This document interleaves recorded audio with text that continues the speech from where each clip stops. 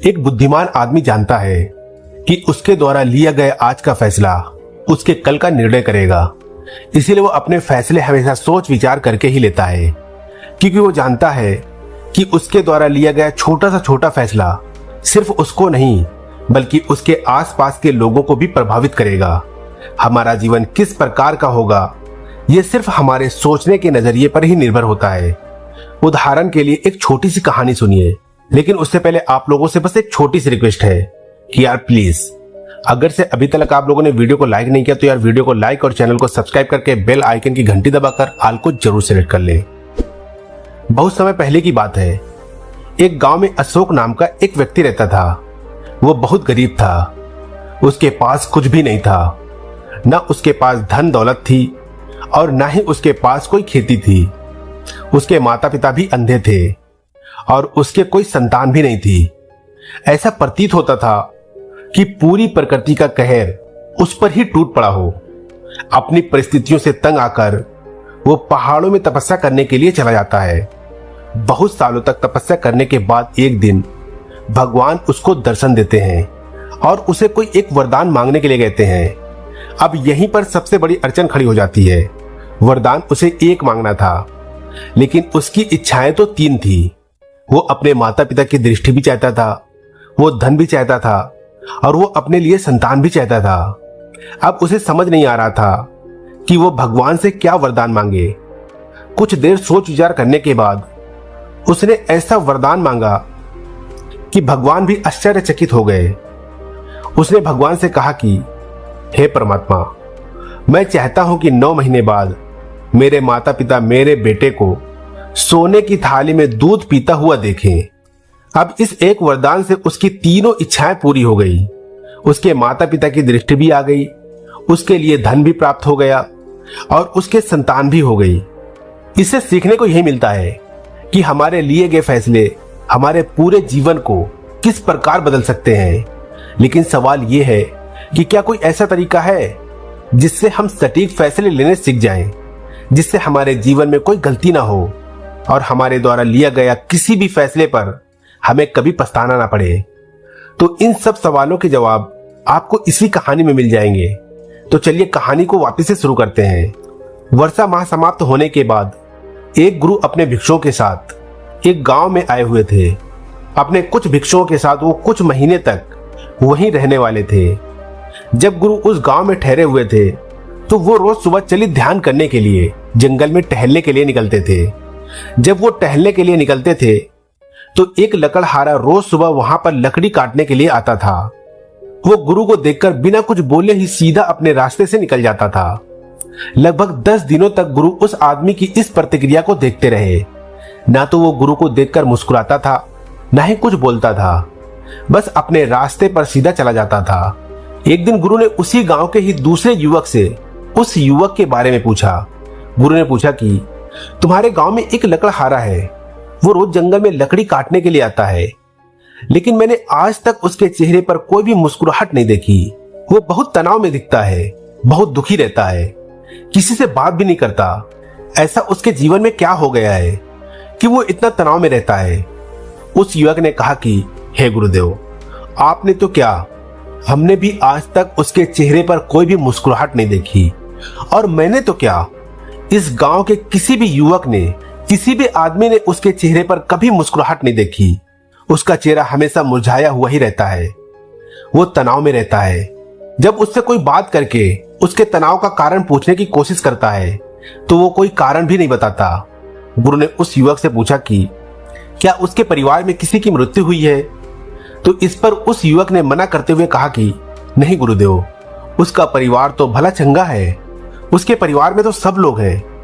अगले दिन सुबह सुबह जब गुरु दोबारा चलित ध्यान करते हुए जंगल से गुजर रहे थे तो उनका सामना दोबारा से उस लकड़हारे से हो गया। गुरु ने उस युवक को टोकते हुए कहा कि जीवन इतना खूबसूरत है, लेकिन तुम इतने उदास क्यों रहते हो? आज 10 दिन हो गए हैं, मैं हर दिन रोज सुबह तुम्हें देखता हूं, लेकिन तुम्हारा चेहरा हमेशा मुरझाया हुआ ही रहता है। क्या परेशानी है? जीवन इतना आनंद भरा है, लेकिन तुम्हारे जीवन में कोई आनंद प्रतीत नहीं होता। उस युवक ने तिरछी नजरों से गुरु की तरफ देखते हुए कहा कि मेरी समस्या का समाधान कोई नहीं कर सकता, इसीलिए मैं किसी को अपनी समस्या बताना भी नहीं चाहता। मैं किसी से कोई बात नहीं करना चाहता। मैं अपने जीवन में जैसे भी हूं ठीक हूं। मुझे किसी की सहायता की कोई आवश्यकता नहीं है। उसके शब्द नफरत भरे थे, लेकिन इसके बावजूद भी गुरु मुस्कुराते हुए उस आदमी का कंधा थपथपाकर अपने रास्ते पर आगे बढ़ गए। लकड़हारा भी अपने रास्ते पर आगे चलते हुए सोच रहा था कि बड़ा ही अद्भुत आदमी था। मैंने कितने नफरत भरे शब्द बोले उसे, लेकिन उसके चेहरे पर कोई भी सिकंस महसूस नहीं हुई। कोई आम इंसान होता तो अब तक मुझसे झगड़ बैठता, लेकिन वो तो मेरा कंधा थपथपाकर आगे बढ़ गया। सच में ये कोई महापुरुष है। वो ये सब सोचता हुआ अपने रास्ते पर आगे बढ़ रहा था कि तभी गुरु उसे पीछे से आवाज दी। गुरु ने कहा कि बच्चा, लगता है तुम्हारी लकड़ियां यहां पर छूट गई हैं। शायद तुमसे गलती हो गई है। वापस आकर अपनी लकड़ियां ले जाओ। लकड़हारा वापस पलटा और गुरु के पास पहुंचा और उसने गुरु से पूछा कि हे गुरुवर, आपके बारे में सुना तो बहुत था, लेकिन आज भली भांति मैंने देख भी लिया कि आप कितने बड़े महापुरुष हैं। मैंने आपसे सीधे मुंह बात तक नहीं की, उसके बावजूद भी आप मेरी सहायता कर रहे हैं। गुरु मुस्कुराते हुए कहते हैं कि मेरा जीवन तो मानव जाति के दुखों को दूर करने के लिए ही समर्पित है। अब कोई मुझे अपना दुख बताएगा तो ही मैं उसके दुख दूर करूंगा, लेकिन तुम्हारे जैसे मनुष्य जो अपना दुख बताना ही नहीं चाहता, भला उसका दुख मैं कैसे दूर कर सकता हूं। उस लकड़हारे ने कहा कि हे गुरुवर, मेरा दुख जानकर आप क्या करेंगे? वो दुख दूर नहीं हो सकता, इसलिए मैं अपना दुख किसी को नहीं बताता। गुरु ने मुस्कुराते हुए कहा कि हो सकता है मैं तुम्हारे दुख दूर ना कर सकूं, लेकिन दुख बांटने से मन हल्का हो जाता है।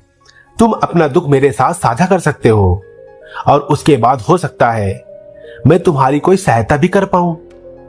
एक बार बताओ तो सही, तुम्हारे जीवन की समस्या क्या है? यह सुनकर वो लकड़हारा भी आज पहली बार मुस्कुराया था। उस लकड़हारे ने कहा कि आप ठीक कहते हैं गुरुवर, लेकिन मैं चाहता हूं कि आप अपना जो भी उपदेश दें वो मेरे बेटे के सामने दें। शायद मेरे दुख को दूर करने के लिए जो सीख आप मुझे देना चाहते हैं, मुझसे ज्यादा फायदा मेरे बेटे को पहुंचे। इसीलिए मैं कल आपसे अपने बेटे के साथ आपके आश्रम में आकर मिलूंगा। अगले दिन सुबह सुबह जब चली ध्यान करके गुरु अपने आश्रम में वापस लौटते हैं, तो वही लकड़हारा अपने बेटे के साथ उनके आश्रम में पहुंचा हुआ था। गुरु को यह देखकर बहुत अच्छा लगा। गुरु ने उन दोनों को अपने पास बुलाया। गुरु के पास पहुंचकर उस लकड़हारे ने गुरु से कहना शुरू किया, हे गुरुवर, मैंने अपने जवानी के दिनों में एक गलत फैसला लिया था, जिसकी वजह से मेरा पूरा जीवन बर्बाद चला गया। मैं जवानी में बहुत ही ताकतवर हुआ करता था। मेरी पहलवानी के चर्चे दूर दूर तक फैले हुए थे। मैं चाहता था कि मैं सेना में भर्ती होकर अपने राज की रक्षा करूं, लेकिन तभी मेरे एक मित्र ने मुझे व्यापार करने की सलाह दी। मैंने अपना सेना में भर्ती होने का सपना छोड़कर और उसके साथ व्यापार करना शुरू कर दिया। कुछ समय तक तो व्यापार अच्छा चलता रहा, लेकिन कुछ समय बाद वो व्यापार चौपट हो गया और वो दोस्त जिसके साथ मैंने व्यापार शुरू किया था, वो मुझे धोखा देकर, मुझसे छल कपट करके मुझे छोड़कर चला गया। इससे मेरा दिल हमेशा हमेशा के लिए टूट गया। मैं चाहता तो आसानी से सेना में भर्ती हो सकता था, लेकिन मेरे द्वारा लिया गया एक गलत फैसला मेरे पूरे जीवन को बर्बाद कर गया। मैं चाहता हूं कि आप मेरे बेटे को समझाइए कि जवानी में सही फैसला लेना कितना महत्वपूर्ण होता है, और साथ ही साथ आप ये भी बताइए कि सही फैसला किस प्रकार लेने चाहिए, क्योंकि आजकल के युवक लालच में बहुत जल्दी फंस जाते हैं। वो ये नहीं सोचते कि आज जो वो फैसले ले रहे हैं वो उसके जीवन को किस प्रकार बदल देंगे। गुरु बिना पलक झपके हुए उसकी बात बड़े ध्यान पूर्वक सुन रहे थे। फिर गुरु ने उस लकड़हारे के बेटे की तरफ देखते हुए कहना शुरू किया कि सही फैसला लेने के लिए जो सबसे ज्यादा किसी चीज की आवश्यकता होती है वो है तुम्हारा मन शून्यता में होना। शून्यता का अर्थ यह है कि तुम्हारे मन में उस फैसले को लेकर कोई भी भावना ना हो। अक्सर मनुष्य फैसला लेने में तभी गलती करता है जब उसका मन किसी भावना से ग्रस्त होता है। मोह में, लालच में, दूसरों से वशीभूत होकर हम ये भूल जाते हैं वो दूसरों से ज्यादा प्रभावित है, किसी भावना से ज्यादा प्रभावित है, बजाय इसके कि वो फैसला हमारे मन से निर्वकार भाव से निकला है। गुरु की बात सुनकर लकड़हारे ने कहा कि आप ठीक कहते हैं गुरुवर, मैंने भी अपने जीवन में यही गलती की थी। मुझे लगता था कि मैं इस सेना में तो बहुत ही थोड़ा सा धन कमा पाऊंगा और व्यापार में मैं बहुत जल्दी बहुत ज्यादा धन कमा सकता हूँ। इसीलिए लालच में फंसकर मैंने वो गलत फैसला ले लिया।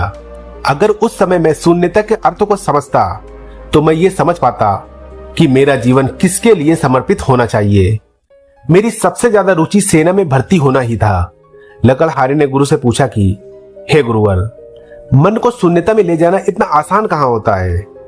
अपने मन को शून्यता में किस प्रकार ले जाएं जिससे कि हमें अपने अंदर की आवाज सुनाई दे, सही फैसला अपने आप हमारे अंदर से निकल कर आए। गुरु ने इसका उत्तर देते हुए कहा कि ठहराओ। जब भी हम जल्दबाजी में कोई फैसला लेते हैं तो फैसला हमेशा दुखदायी होता है। अपने आप को समय दो, थोड़ा ठहराव लाओ, जल्दबाजी मत करो, क्योंकि ये समझो कि जो फैसला तुम लेने वाले हो वो तुम्हारे पूरे जीवन को प्रभावित करेगा और सिर्फ तुम्हारे जीवन को ही नहीं, तुम्हारे आसपास के लोगों के जीवन को भी पूरी तरह से प्रभावित करेगा। जब तुम पूरी मानव जाति के लिए भलाई के लिए सोचते हो तो कोई फैसला गलत हो ही नहीं सकता। फैसले गलत तभी लिए जाते हैं जब हम स्वार्थी होकर वो फैसला लेते हैं, जब हम सिर्फ अपना फायदा देखते हैं। लेकिन जब हम पूरी मानव जाति के कल्याण के बारे में सोचते हैं तो उस मानव जाति में हमारा परिवार भी आ जाता है और वो सभी लोग भी आ जाते हैं जो हमारे आसपास रहते हैं। इसलिए जब तुम पूरी मानव जाति के बारे में सोचोगे तो तुम्हारे फैसले गलत नहीं होंगे, बल्कि वो फैसले तुम्हें कुछ ना कुछ देकर ही जाएंगे। लेकिन अगर तुम अपने आप को ही केंद्र बिंदु रखोगे तो तुम सत्य को कभी देख नहीं पाओगे। गुरु ने सही फैसला लेने के लिए दूसरा तरीका बताते हुए कहा कि रात में सोने से पहले अपने बिस्तर पर लेटे लेटे अपने अवचेतन मन को यह संदेश दो कि तुम किस समस्या में उलझे हुए हो। लेकिन याद रखना कि इस समय तुम्हें कोई फैसला नहीं लेना, तुम्हें बस अपनी समस्या के बारे में सोचना है और अपनी समस्या के बारे में सोचते सोचते ही तुम्हें सो जाना है और उसके बाद वो समस्या तुम्हारे अवचेतन मन तक पहुंच जाएगी और पूरी रात तुम्हारा अवचेतन मन उसी समस्या पर काम करता रहेगा। और जब तुम सुबह उठोगे तो तुम्हारे मन से अपने आप वो फैसला निकल कर आएगा जो सही होगा, जो सर्वमान्य होगा, जो तुम्हारे जीवन को एक नई दिशा देगा। ये प्रक्रिया बहुत आसान है। अगर एक दिन में परिणाम नहीं मिल रहे हो तो कुछ दिनों तक अभ्यास करो। जरूर अपने आप अंदर से कोई ना कोई फैसला आएगा जो तुम्हें संतुष्ट भी करेगा और जो पूरी मानव जाति के कल्याण के लिए भी होगा। तीसरा तरीका बताते हुए गुरु ने पूछा कि जरा तुम मुझे ये बताओ कि एक न्यायाधीश किस प्रकार अपना फैसला लेता है? लकड़हारे ने कहा कि तथ्यों के आधार पर। गुरु ने मुस्कुराते हुए कहा कि तुम्हें भी अपना फैसला न्यायाधीश की तरह ही लेना है। अपनी समस्या के बारे में सारे तथ्य जुटा लो, हर पक्ष को देख लो, अच्छा पक्ष भी देखो और बुरा पक्ष भी देखो। ये देखो कि तुम्हारे लिए गए फैसलों से अच्छा क्या हो सकता है और साथ के साथ ये भी देखो कि बुरे से बुरा भी क्या हो सकता है। अक्सर हम परिस्थिति का एक पहलू ही देखते हैं और इसीलिए जब दूसरा पहलू हमारे सामने निकल कर आता है तो हम दुखी हो जाते हैं, परेशान हो जाते हैं, क्योंकि वो हमारी सोच के अनुसार नहीं होता। लेकिन जब तुम पहले से ही परिस्थिति को पूरी तरह से आकलन करके रखोगे तो तुम्हें उस परिस्थिति के अच्छे और बुरे परिणाम दोनों पहले से पता होंगे। इसलिए बाद में वो परिस्थिति, वो समस्या चाहे कितनी ही कठिन क्यों ना हो, तुम्हें उतना दुख नहीं देगी, क्योंकि तुम पहले से ही उसके बारे में जानते हो। अगर तुम खुद उस परिस्थिति का पूरा आकलन नहीं कर पा रहे हो तो आपके आसपास जो भी बुद्धिमान लोग मौजूद हो उनसे उस समस्या के बारे में चर्चा करो। वो तुम्हें उस परिस्थिति के बारे में पूरा ज्ञान तो नहीं देंगे, लेकिन कोई ना कोई पहलू तो वो अपनी सोच के अनुसार तुम्हें जरूर बताएंगे। और इस तरह से जब तुम 10 से 15 लोगों से उस समस्या के बारे में चर्चा कर लोगे तो तुम्हें उस परिस्थिति का पूरा ज्ञान हो जाएगा और इसीलिए तुम उस परिस्थिति को पूरी तरह समझकर सही फैसला ले सकते हो। याद रखना, अपने आप को सबसे बुद्धिमान समझने की गलती कभी मत करना।